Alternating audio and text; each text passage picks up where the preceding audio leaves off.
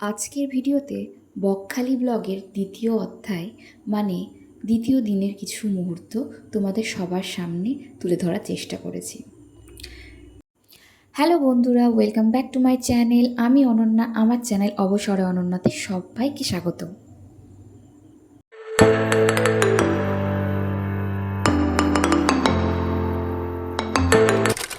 দ্বিতীয় দিনটা ছিল বসন্তের দিন মানে হোলির দিন।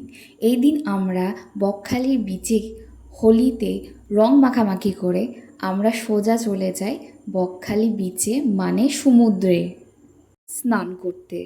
আর কোনো দেরি না, আমাদের মতো বাকিরাও রঙের খেলায় মাতামাতি করে এগিয়ে চলেছে সমুদ্রের দিকে স্নান করার জন্য। খুব সুন্দর লাগছে চারিদিকে, সবাই রঙে মানে বিভিন্ন রকম রঙিন হয়ে রয়েছে এবং তারপরে আমরা সবাই এক্সাইটেড ছিলাম যে সমুদ্রে স্নান করব।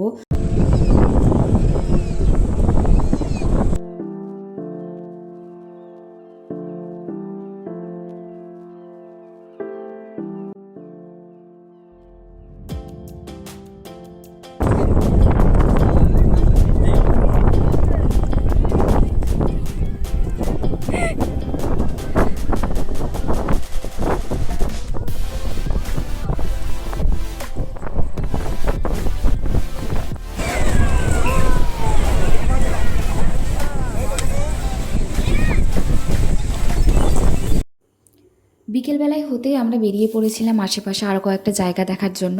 তার মধ্যে ছিল এই বিচটি।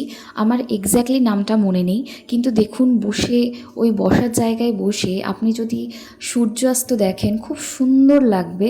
আর আমরা বসে ওখানে সূর্যাস্ত দেখছিলাম। খুব একটা ভিড় এখানে জনগণ ছিল না, খুব সুন্দর সময় কেটেছিল আমাদের।